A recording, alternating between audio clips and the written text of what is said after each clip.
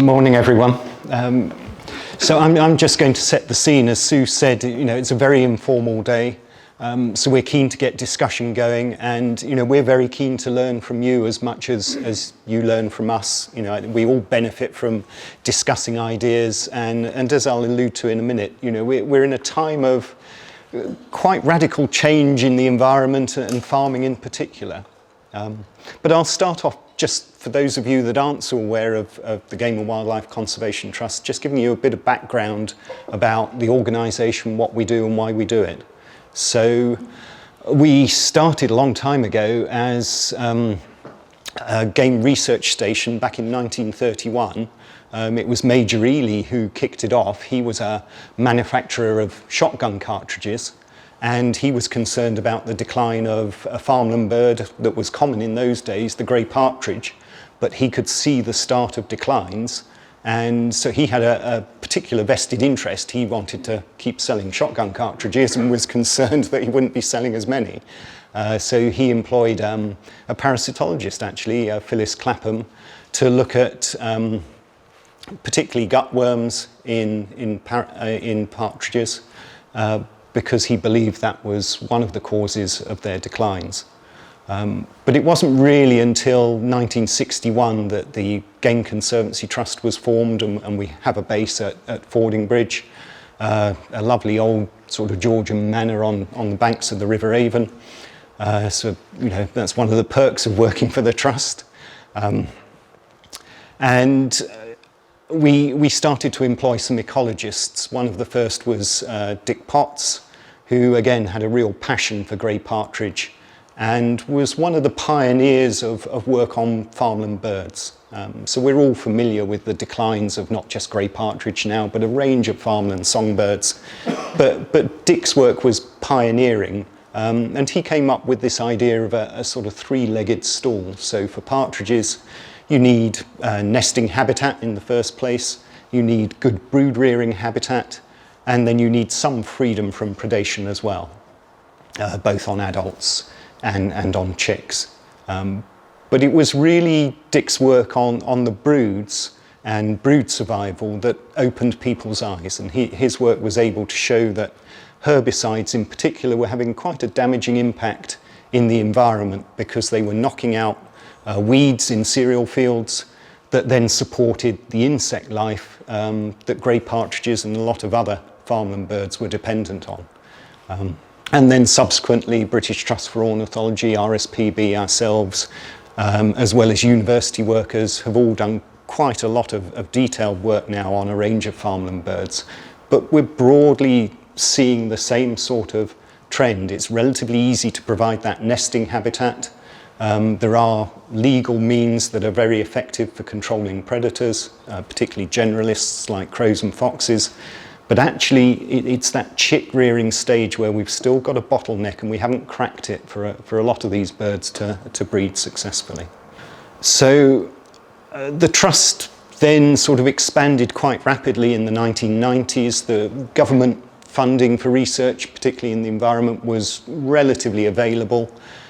So we pretty much doubled staff numbers in the 1990s. We currently hover around 100 staff, of which 56 are currently research scientists, and we take on PhD students and undergrad students every year as well.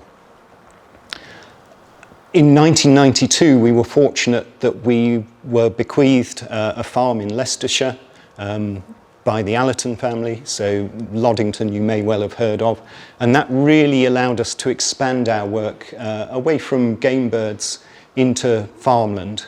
So Dick's work had set the scene in Sussex, a large study area, but having our own farm really enabled us to do experiments, test different techniques, and on the back of having that farm, we've now been successful in feeding a number of measures into agri-environment schemes over the last 30 years. More recently, we've acquired a farm up in Scotland, a place called Knocknerran in Deeside, because we want to also get into doing much more work on pastoral land. So we've built the sheep flock up from a relatively run-down farm from 800 ewes up to 1,400 ewes now. But it's a fantastic place for breeding waders. I've done a lot of research on lapwing and curlew. It's fantastic for them as well as for oyster catchers. So we're trying to achieve a balance where we don't lose the waders, but we're able to run a productive farm and demonstrate to other people that it is achievable.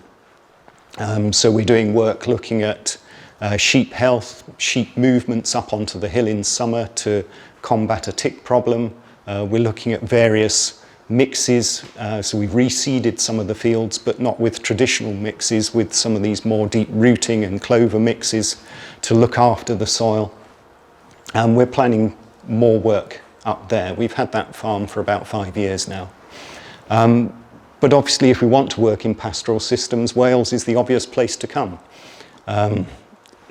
You go from east to west, you go from arable to grassland.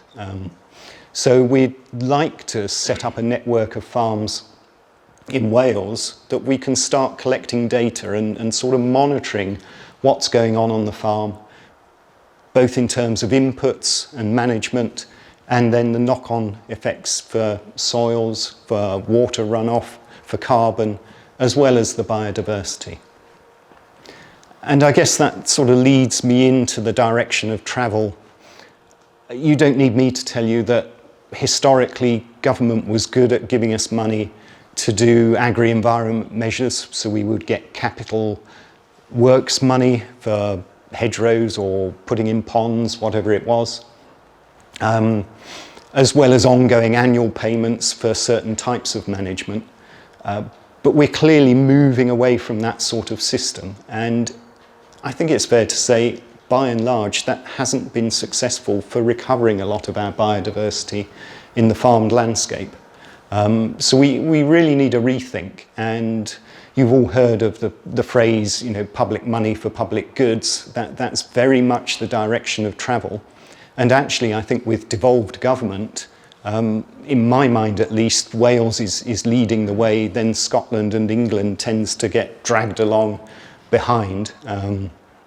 So I can see, you're well aware that we're losing basic farm payments. So as a farmer, you're having to rethink, your whole sort of business model.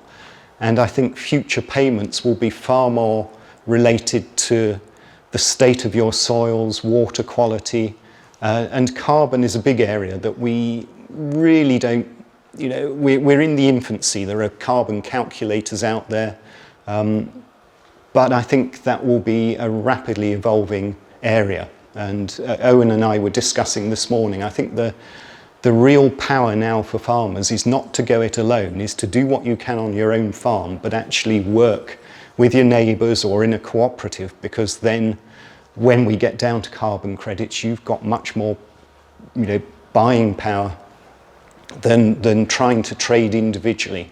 You're much more effective working at a larger unit. So I think we're going to see some quite rapid changes. We've already seen things like the ABBA mixes, deeper rooting grasses, these ryegrass festuca type mixes, clover mixes, to try and get better water absorption, reduce rainwater runoff, particularly in winter. We know that things like soil compaction are a big issue, and in terms of greenhouse gases, compacted wet Welsh soils in winter release a lot of nitrous oxide, which is far more damaging than any sort of carbon. I think we also face an issue with, we're starting to see it already, some farms being bought up and put down to trees to lock up carbon. I'm not entirely convinced that that's the best way forward in the long term. I think we need to keep farmers farming and lock the carbon up in grassland soils. So I think in some ways exciting times, but we're going to see some quite radical changes, and we're currently unclear about the direction of agri-environment, and also, as I say, a lot of these particularly carbon measures are in their infancy, so slightly an unnerving time, but also quite exciting, and that's very much why the Trust is keen to get into doing this research and recording what's going on so that ultimately we can feed back to you about what we think constitutes best practice and what will deliver the best gains on your farm, both in terms of livestock productivity but also biodiversity benefits. So I'm going to leave it there, but just to say I'm very pleased to be here today. I've been fortunate enough to know Owen for 15 years. We met after I'd given a talk on woodcock up here, and Owen collared me afterwards, and we were talking for the best part of an hour, I think it was. And as I say, I've been very fortunate to meet such a passionate advocate, particularly for woodcock, but for the environment in general. And Owen has been great at just collecting a huge amount of data on woodcock ecology for us. We've been involved in migration studies together and learnt an awful lot about woodcock. So it's fascinating now to see that work translate into sort of wider work on soils and soil health. Thank you.